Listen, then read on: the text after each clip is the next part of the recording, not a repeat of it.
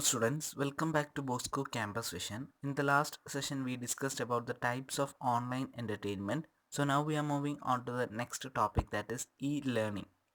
So in this session we will look into the meaning and the various types of e-learning. So e-learning is the use of technology to enable people to learn anytime and anywhere. E-learning is the learning utilizing electronic technologies to access educational curriculum outside of a traditional classroom. So electronic ടെക്നോളജീസിൻ്റെ ഹെൽപ്പോടുകൂടി ഒരു virtual സ്പേസിൽ learning facility create ചെയ്യുന്നതിനാണ് നമ്മൾ E learning എന്ന് പറയുന്നത്. So e learning എന്ന് പറയുന്നത് വളരെ കൺവീനിയൻറ്റും ഫ്ലെക്സിബിളുമായിട്ടുള്ളൊരു മെത്തേഡാണ്. ബിക്കോസ് വേണ്ടുന്ന ടെക്നോളജിയും ഇൻ്റർനെറ്റ് ഫെസിലിറ്റീസും അവൈലബിൾ ആണെങ്കിൽ ആൾക്കാർക്ക് അല്ലെങ്കിൽ സ്റ്റുഡൻസിന് എവിടെ നിന്ന് വേണമെങ്കിലും ഏത് സമയം വേണമെങ്കിലും ഈ ഇ ലേണിങ്ങിൻ്റെ സ്റ്റഡി മെറ്റീരിയൽസ് ഒക്കെ ആക്സസ് ചെയ്യാനായിട്ട് സാധിക്കും. സോ കുറച്ചും കൂടി സിമ്പിളായിട്ട് പറയുകയാണെങ്കിൽ ഇൻ്റർനെറ്റ് മുഖേന ലേണിംഗ് ആക്ടിവിറ്റീസ് കണ്ടക്ട് ചെയ്യുകയാണെങ്കിൽ അതിനെയാണ് നമ്മൾ ഇ ലേണിംഗ് എന്ന് പറയുന്നത്. And e learning can be CD-ROM based, network based, internet based or intranet based. So CD വഴിയാകാം, നെറ്റ്വർക്ക് വഴിയാവാം, ഇൻ്റർനെറ്റ് വഴിയാകാം, ഇൻട്രാനെറ്റ് വഴിയാകാം. സോ ഏത് ഫോമിലാണെങ്കിലും ടെക്നോളജിയുടെയും ഇൻ്റർനെറ്റിൻ്റെയും ഇൻവോൾവ്മെൻ്റ് ഉണ്ടെങ്കിൽ അതിനെ നമുക്ക് ഇ ലേണിംഗ് എന്ന് പറയാം. And it can include text, video, audio, animation and virtual environments. So e learning ഫെസിലിറ്റിയെ കൂടുതൽ അട്രാക്റ്റീവ് അല്ലെങ്കിൽ അക്സസിബിൾ ആക്കുന്ന കുറച്ച് ഫീച്ചേഴ്സാണ് ഇ ലേണിംഗ് ക്ലാസ്സസ് എന്ന് പറയുന്നത്. ടെക്സ്റ്റിലും വീഡിയോയിലും ഓഡിയോയിലും ആനിമേഷനിലും ഇനി വെർച്വൽ റിയാലിറ്റിയിലും ഒക്കെ അവൈലബിൾ ആണ്. സോ ട്രഡീഷണൽ ക്ലാസ് റൂം ടീച്ചിങ്ങിനേക്കാളും കൂടുതൽ പേരും പ്രിഫർ ചെയ്യുന്ന മോഡേൺ വേ ഓഫ് ലേണിംഗ് മെത്തേഡാണ് ഇ ലേണിംഗ് എന്ന് പറയുന്നത്. So this is the basic meaning or the concept regarding e-learning. So next we will look into the levels or types of e-learning.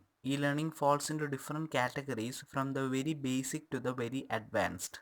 And they are knowledge databases, fixed e-learning, synchronous training, asynchronous training, linear e-learning, interactive e-learning, individual online learning and collaborative online learning. So ഇതൊക്കെയാണ് different types of e learning എന്ന് പറയുന്നത്. So we will look in to them one by one. First one is knowledge database. This is the most basic form of e learning. Knowledge databases are available in software sites offering indexed explanation and guidance for software questions along with step-by-step instructions for performing specific tasks. So വളരെ basic ഫോമിലുള്ളൊരു E learning ടൈപ്പാണ് knowledge database എന്ന് പറയുന്നത്. So പേര് പോലെ തന്നെ ഇത് database ആണ്, already stored information ആണ്. സോ എന്തെങ്കിലും ഒരു സ്പെസിഫിക് ടാസ്ക് പെർഫോം ചെയ്യാൻ വേണ്ടിയിട്ടാണ് നമ്മൾ നോളജ് ഡേറ്റാബേസസ് ആക്സസ് ചെയ്യുന്നത്. ഫോർ എക്സാമ്പിൾ പറയുകയാണെങ്കിൽ ഇപ്പോൾ എന്തെങ്കിലും ഒരു സോഫ്റ്റ്വെയർ ഇൻസ്റ്റാൾ ചെയ്യണം. സോ അതിൻ്റെ സ്റ്റെപ്സൊക്കെ ഓൺലൈനായിട്ട് ഈ സോഫ്റ്റ്വെയർ സൈറ്റ്സിൽ നിന്ന് തന്നെ ആക്സസ് ചെയ്ത് ആ ടാസ്ക് പെർഫോം ചെയ്യുന്നതിനാണ് നമ്മൾ നോളജ് ഡേറ്റാബേസസ് എന്ന് പറയുന്നത്. Next is fixed e-learning. Fixed in this context means that the content used during the learning process does not change from its original state and all the participating students receive the same information as all the others. Materials are predetermined by teachers and don't adapt to students' preference.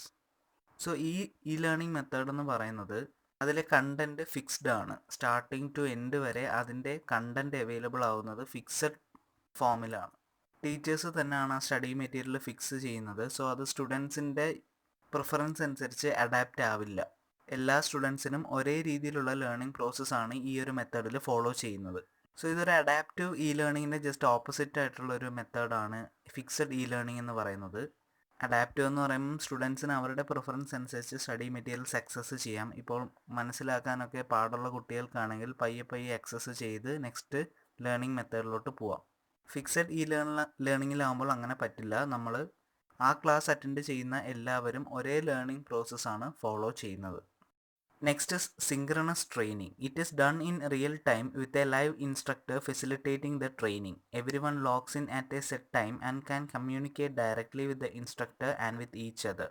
This type takes place via audio or video conferencing, internet telephony or even two-way live broadcast to students in a class room.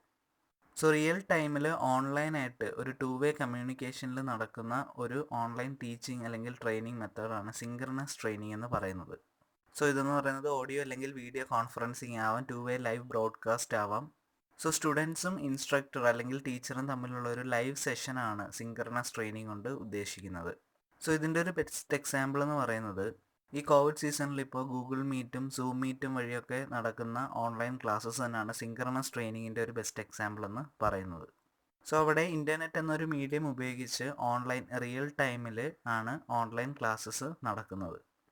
Next is asynchronous training. It is self-learning, CD-ROM based, network based, intranet based or internet based. It may include access to instructors through online bulletin boards, online discussion groups and emails. So synchronous ട്രെയിനിങ്ങിൻ്റെ just opposite ആണ് asynchronous training എന്ന് പറയുന്നത്.